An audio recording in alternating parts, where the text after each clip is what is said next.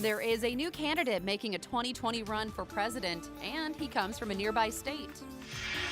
I'm no longer part of what I wanted to be a part of. Disappointing. I have no idea where I'm going to go from here. An airman's incredible story. She survived being crushed in the 2017 Amtrak crash, but she says she will never be the same. Several people are dead this morning following a two-plane crash in Alaska. Investigators are trying to understand what happened. 7 a.m. on our Tuesday morning. Welcome to KREM 2 Morning News on the CW22.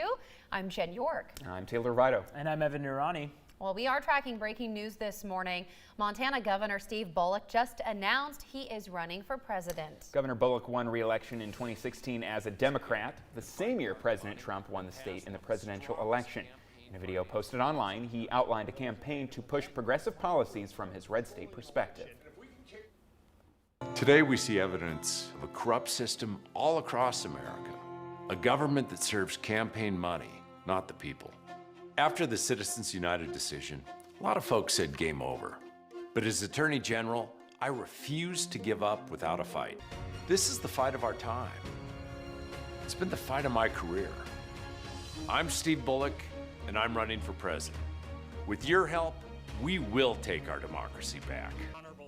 So in that same campaign video, Bullock also vows to fight corruption and emphasizes his humble beginnings. Governor Bullock becomes the 22nd Democrat to announce his bid. A large pool of candidates joining in. Of course, just trailing behind Joe Biden, who announced just a little bit ago. So going to be interesting to see how you were mentioning earlier. We've got our governor in Washington. We've now got the governor of Montana. Montana's, I consider, a little bit part of the Pacific Northwest. Maybe not technically, still inland Northwest. It's still, you know, our neck of the woods in the grand scheme of things. So some friends in Libby, most likely exactly. watching this morning. We've definitely got, in western Montana, northwestern Montana. So we'll see how that shakes out. I mean, it's a crowded field. Very much so, and we're thinking, you know, next few months is going to be the time to see who really stands out in the crowd. So, all right. Moving on to weather today. It's beautiful sunrise this morning. Yeah. Changes on the way, though. Yeah. Kind of the downside. We don't really want to talk about the changes since we've been enjoying such beautiful weather, but they are coming our way. Let's head over to the wall. We'll talk about what we've got in store for the next few days and the next week or so. Today, kind of one of those transitionary days, similar to yesterday, but what we saw outside yesterday was just cloud development as opposed to today where showers are rolling in. So you can see on satellite radar what we're seeing. That cold front arrival is over on the west side of the state, starting to bring a couple scattered showers into central Washington up toward Okanagan County, Wenatchee, Yakima. Still seeing a couple of those showers pop up. What we're seeing around far east Washington and North Idaho is the beginning stages of this cloud development. So if you're outside right now, you're probably seeing fine conditions outside. Partly cloudy skies, a few high-level thin clouds as opposed to the thicker clouds that are going to produce some precipitation. But as the day goes on, those chances increase. We hop up to about a 20% chance of showers into your afternoon and your evening. That lingers through the nighttime.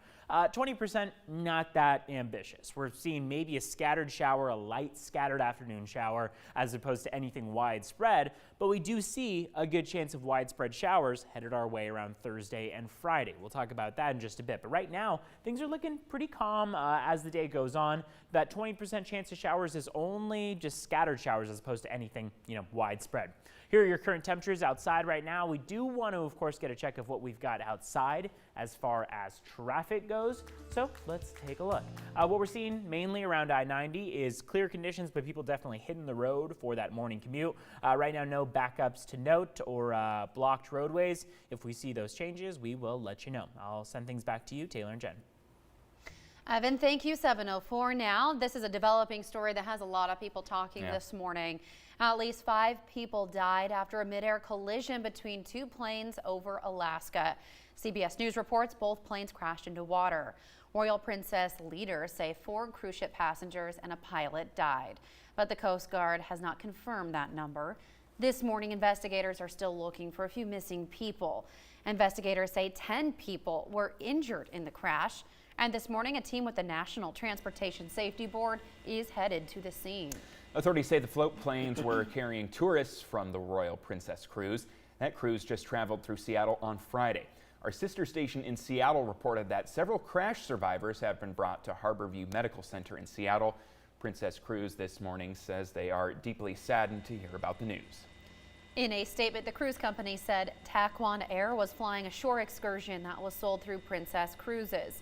And the other plane that collided was also carrying Princess Cruise guests, but they were contracted with an independent tour. A passenger on board a different cruise ship that was docked in the same area shared this video of the captain's announcement. We have activated members of our care team to provide assistance to our guests involved in the incident. We are incredibly distressed by this situation and ask that you join us in keeping those on board the planes and their family in our thoughts and prayers. Taquan Air says it has suspended all of its flights for now, and the company is fully cooperating with the NTSB, the FAA, and all others who are investigating. A victim from the deadly 2017 Amtrak derailment in DuPont is taking the company to court. 3 people died and several others were hurt when the train jumped the tracks and landed on Interstate 5. Tiffany Vincent, who remembers the moment right before it happened, she said she remembers noticing the train traveling faster than usual.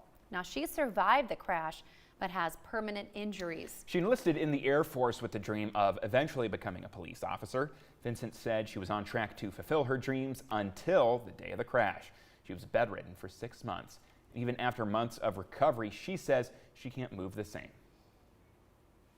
The weight on my spine, and then the amount of gear that rubs up against all of the screws that I have in my back is beyond uncomfortable. It's something that I couldn't be able to make it through a full shift or a full duty day and still be able to help people. No.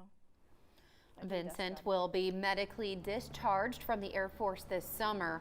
The preliminary investigation suggested the train was going 78 miles an hour when it should have been going 30.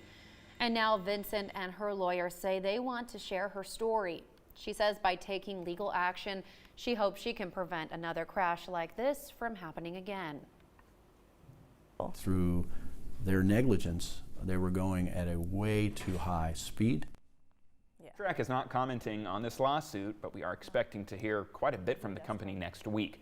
Next Tuesday, the National Transportation Safety Board will be issuing its final report and the final analysis as to what happened.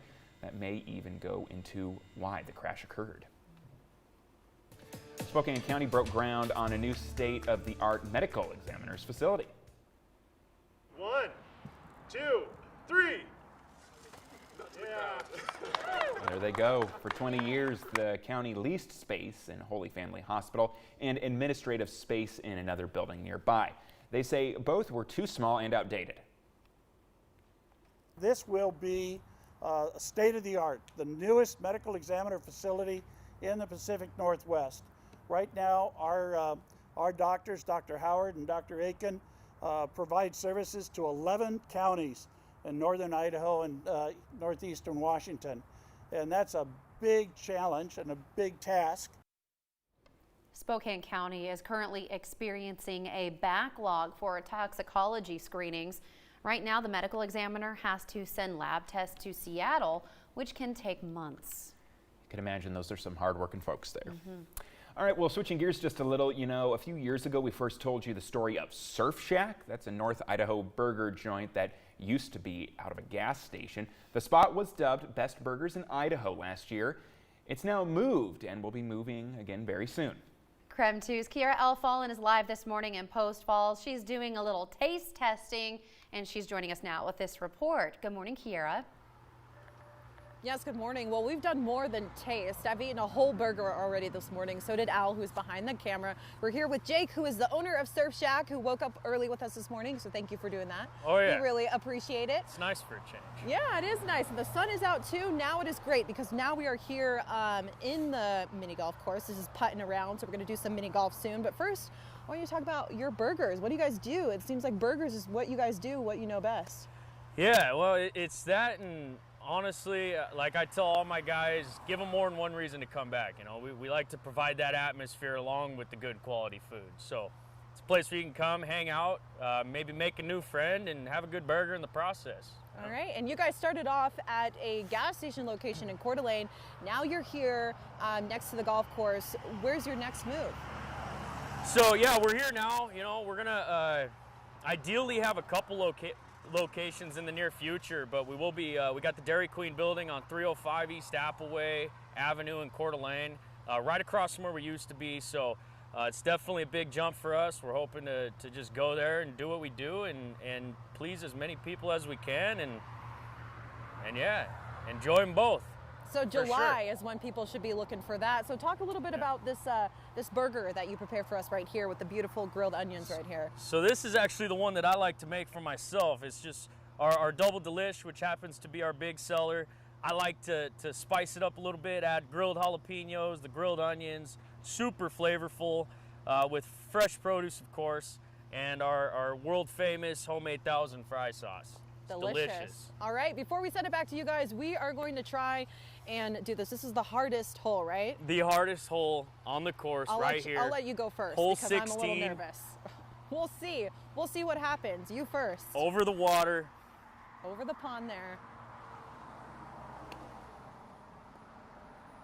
Oh my gosh, that was so close.